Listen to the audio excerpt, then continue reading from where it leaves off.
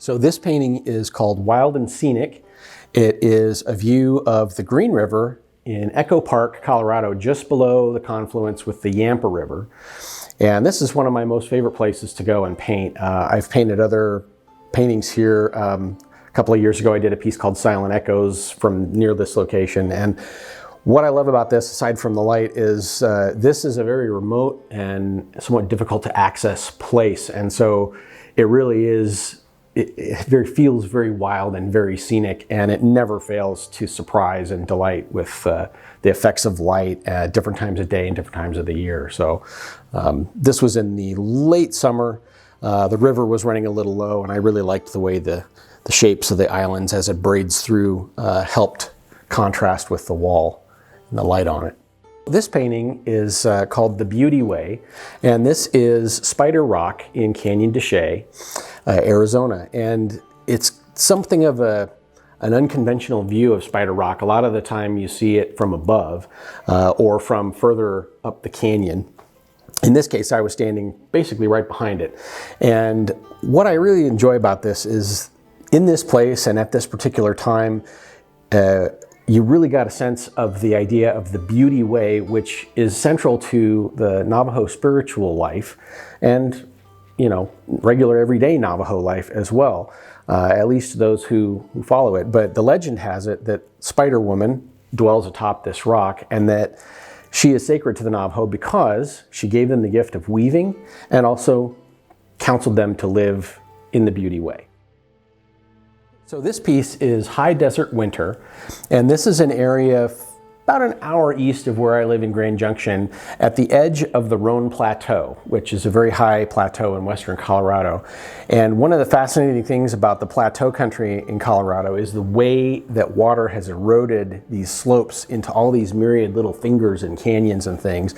And this sort of thing is like eye candy to me. I cannot resist it, especially with the nice snow on the ground and the sagebrush and the junipers. This is just some of my favorite stuff to paint.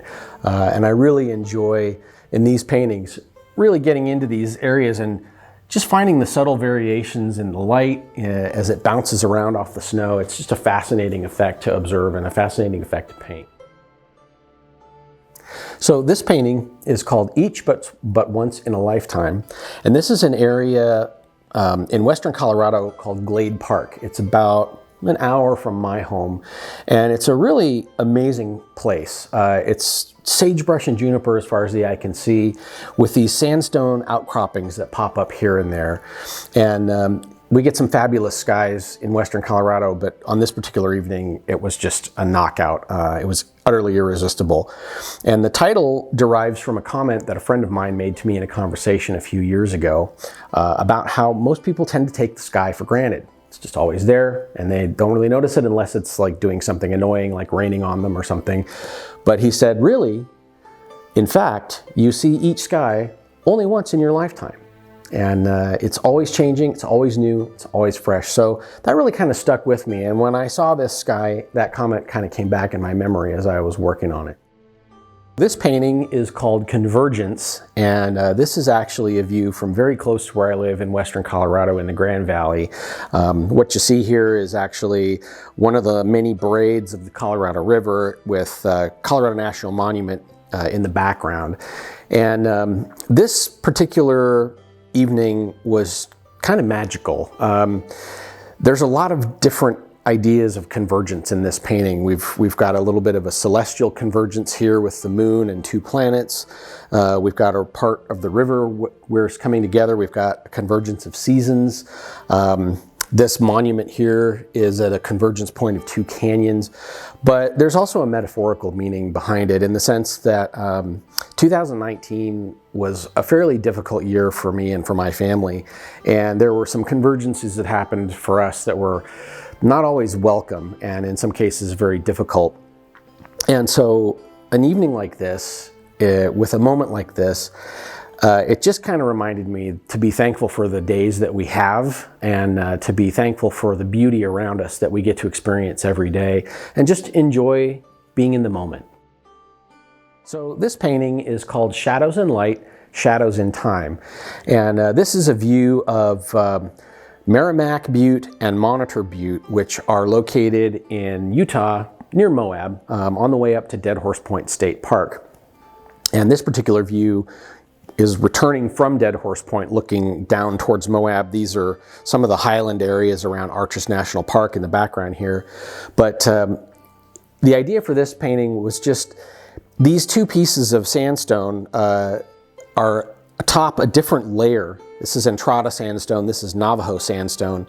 And it just sort of struck me that as much as the clouds are making the shadows and the play of light on the landscape, these two remnants of sandstone are sort of like shadows in time. They've survived this erosional process that has swept away everything else around them. And so that's kind of where the idea for this came from. And this painting, I've been driving past this spot for many years, and it's been an idea in my head for a long time. So I'm really happy that it's finally been realized.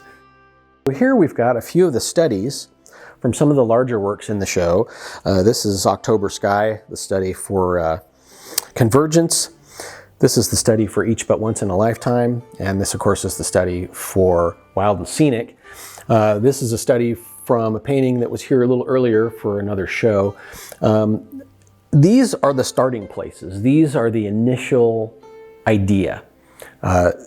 This is about as close to the moment of inspiration as I can get on canvas. And they're very quick. They're typically done very quickly and loosely in the field, and they serve as a jumping off point. They don't usually contain enough information for me to really be able to develop a large canvas to my satisfaction, but they contain the seed of the idea, and they're just essential reference for color and values and the light in a particular scene. So they are always the jumping off point for the big paintings.